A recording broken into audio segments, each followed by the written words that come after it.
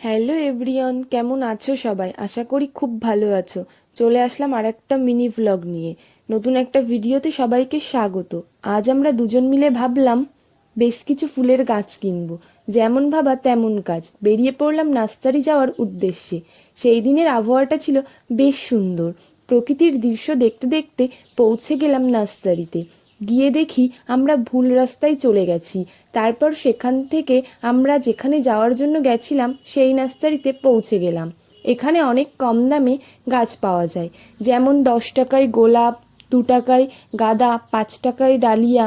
আমরা এখান থেকে অনেক গাছ কিনে নিলাম।